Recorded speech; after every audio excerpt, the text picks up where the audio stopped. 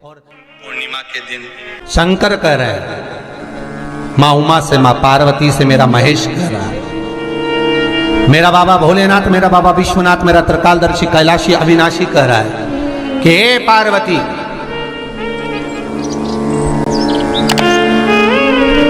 एक बीला, एक बेल जो मुझे समर्पित करता है और समर्पित करने के बाद उस बेल की महत्वता देखिए, जो बैसाख महीने में बाबा शंकर को जो चढ़ाया जाता है और 1000 अश्वमेध यज्ञ का पुण्य फल हम प्राप्त कर लेते हैं मात्र एक फल चढ़ाकर, मात्र एक फल चढ़ाकर। हे पार्वती, संसार का मनुष्य जब मुझे वो बेलपत्र समर्पित कर, वो बेल का फल समर्पित करता है, पार्वती वो फल जो मुझे चढ़ता है, फिर मैं भले नर्मदा के जल से निकला हुआ कंकर शंकर क्यों ना हूं, फिर चाहे मैं गंगा के जल से निकला हुआ कंकर शंकर क्यों ना हूं, चाहे फिर मैं यमुना के जल से निकला हुआ कंकर शंकर क्यों ना हूं, चाहे मैं सरयू के जल से निकला हुआ कंकर शंकर क्यों ना हूं, चाहे मंदाकिनी के जल से निकला हुआ कंकर शंकर क्यों ना हूं, ए पार्वती, फिर जो भी शिवलिंग पर वो बेल समर्पित होता है, वो बेल उठाकर जीव अपने कार्य में ले सकता है। ये माँ उमा से कह रहा है। तो उस बेल की महत्वता जानेंगे। अब अपन उस बेल को जानने के लिए वापिस स्कंद पुराण में चले, तो स्कंद पुराण में लिखा हुआ है कि जो बेल बैसाख के महीने में शंकर को चढ़ाया जाता है, वो बेल का फल उठाकर रख लिया जाता है।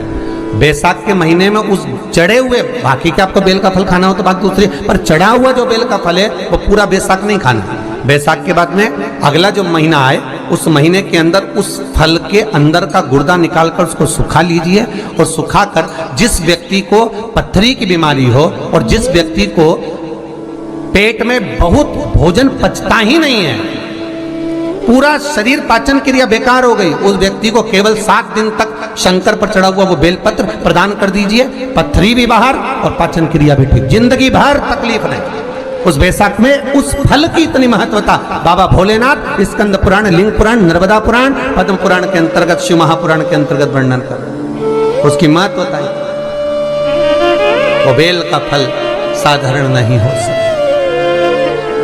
अब मंदार का जो पुष्प होता है, आंकड़े का जो फूल होता है, एक सफेद कलर का भी होता है और एक गुलाबी कलर का भी होता है। देखा है आप लोगों ने? बोलो, जम के बोलो, देखा है ना? गुलाबी कलर का जो पुष्प होता है वो आप मंदार का, आंकड़े का जो गुलाबी कलर का पुष्प होता है, आप टीवी पे देख रहे होंगे, एक सफेद देख रहे होंगे, एक मंदार का गुलाबी फूल, नीला कलर का फूल देख रहे होंगे। जो नीला कलर का जो पुष्प होता है, गुलाबी कलर का जो आंकड़े का फूल होता है, प्रयास करना,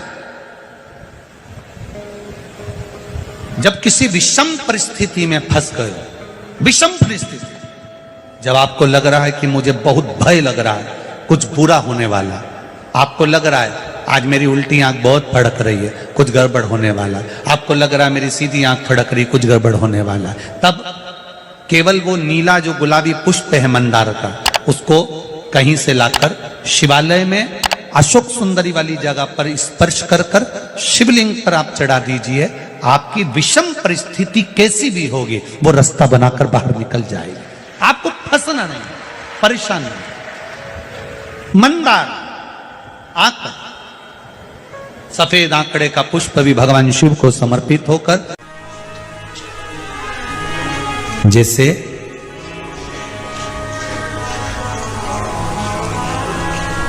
बेले के फल का गुर्दा, बेल का जो फल होता है, बेलपत्री का फल, उसका जैसे गुर्दा, उसके अंदर का जो भाग होता है बेल का, वो गुर्दा,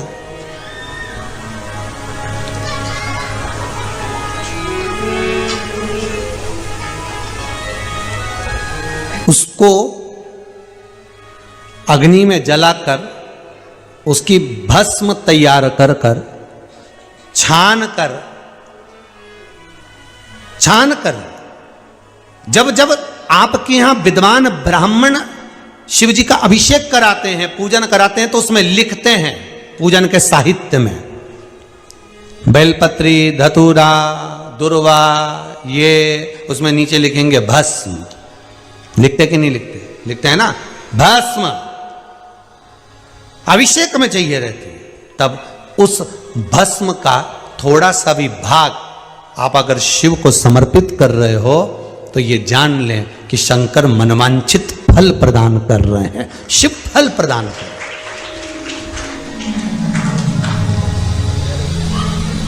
महाराज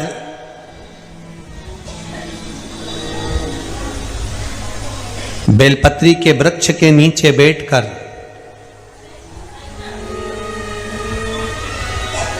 हाथ में एक बेलपत्र का पत्ता रखकर आप पंचाक्षर मंत्र नमः शिवाय, ओम नमः शिवाय या श्री शिवाय नमस्तुभ्यम या महामृत्युंजय मंत्र का स्मरण कर रहे हो, पर डंडी का भाग अपनी ओर, बेलपत्र की बीच वाली पत्ती का भाग बीच वाली उंगली की ओर रखकर अगर आप स्मरण कर रहे हैं और अपनी कामना कर कर बेलपत्री के वृक्ष के नीचे बैठकर उस पत्ते को सम्मुख रखकर बाबा से विनय कर कर एकांत में उस बेलपत्री के वृक्ष की छांव में,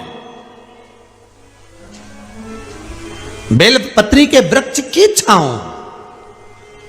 आप कामना कर कर उस पत्ते को शंकर भगवान के ऊपर समर्पित कर रहे हैं, तो ये जान कर रखें कि पार्वती और शिव का मिलन करवा रहे हैं और अपनी मनवांछित फल कामना पूर्ण करवा रहे हैं। क्योंकि शिव और पार्वती का जब मिलन होता है, शंकर पार्वती जब एक दूसरे के सम्मुख में होते हैं, शिव और पार्वती जब एक दूसरे के सामने अपने बच्चों के कारण एक दूसरे के सम्मुख में आते हैं, तो उनके चेहरे पर प्रसन्नता का भाव आ जाता है।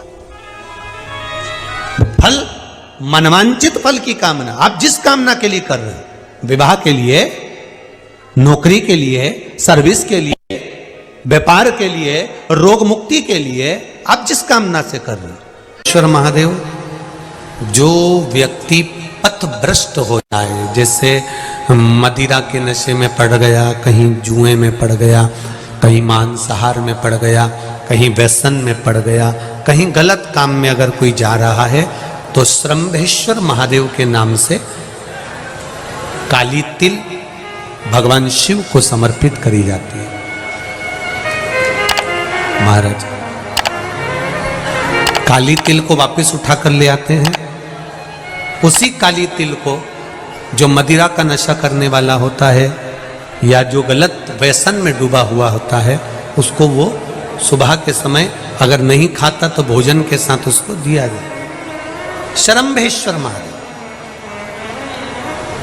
एक बेलपत्री का भी बहुत अच्छा प्रयोग है श्रंभेश्वर महादेव का, मदिरा पीने वालों के लिए, मांसाहार, व्यसन में, जुए में, वेश्यावृत्ति में, पर नारी में, गलत जगह पर जो डूबे रहते हैं उनके लिए।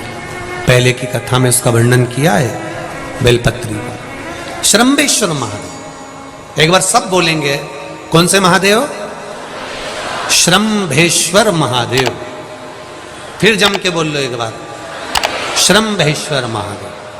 जब हमारे घर में क्रोध बढ़ता है या कोई गलत कार्य में जाने लगता है, तो श्रंभेश्वर महादेव का हमें शरणागति लेना चाहिए, श्रंभेश्वर महादेव का पूजन करना चालू कर देना चाहिए।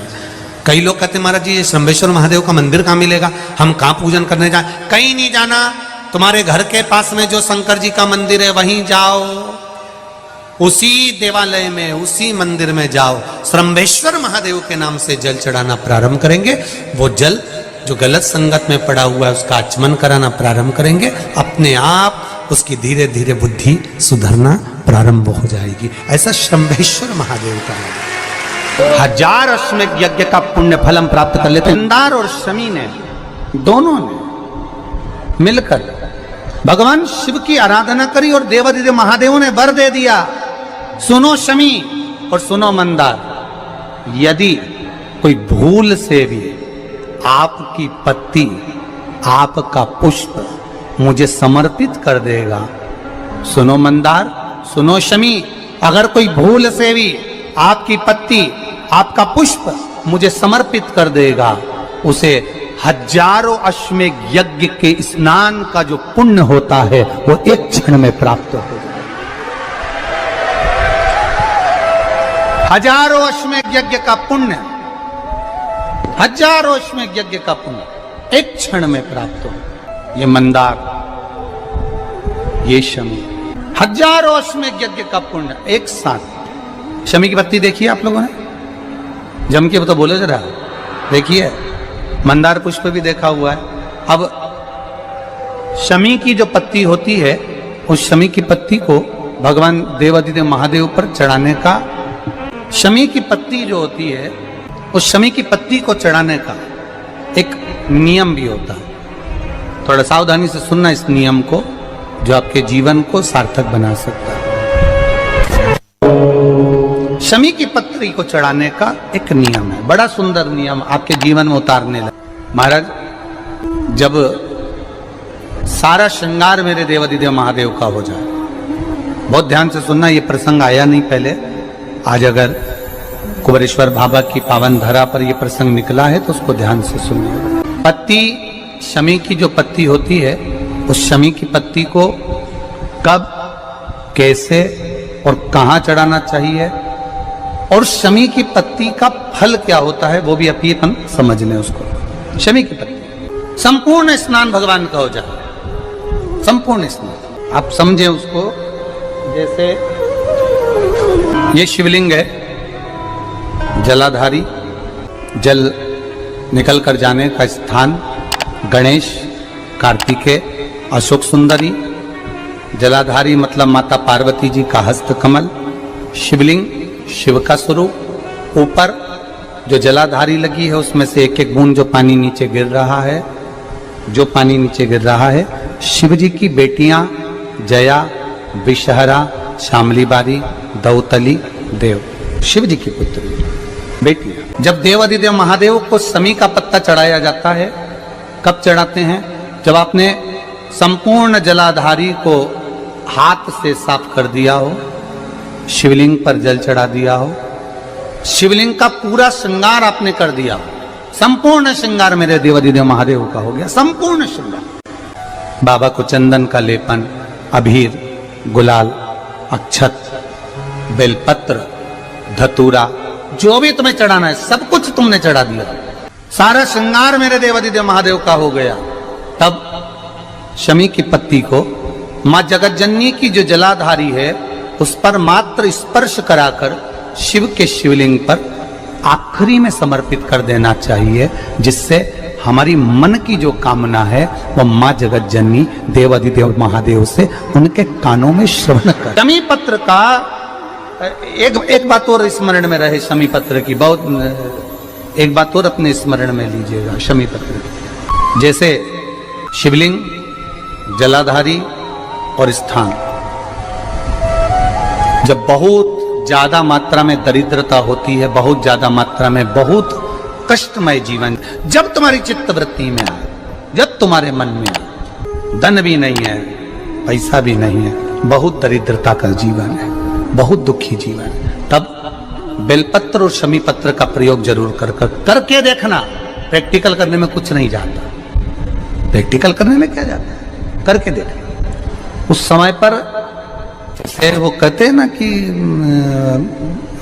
कोई कहने वाला कह दे कि महाराज जी, वो एक महाराज प्रवचन दे रहे थे और प्रवचन में देते देते देते देते किसी ने, महाराज जी प्रवचन दे रहे थे कि मदिरा का पान नहीं करना चाहिए, नहीं पीना चाहिए, गलत है, नाली में पड़ा होता है, व्यसन में पड़ा होता है, ऐसा पान ना करो। एक महाराज का पेचेन वाला खड़ा हो गया, उसने खड़े होकर कह दिया, ओ महाराज तुम इतनी बड़ी बड़ी बात कर रहे हो, तुम्हारा सगा भाई तो पी के नाली में पड़ा, गटर में पड़ा। महाराज जी को क्रोध नहीं आया, समझ थी।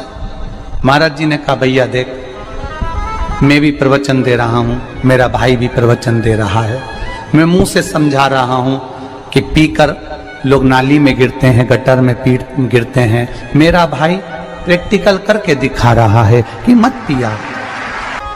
प्रैक्टिकल वाली बात है। शमी पत्र, बेलपत्र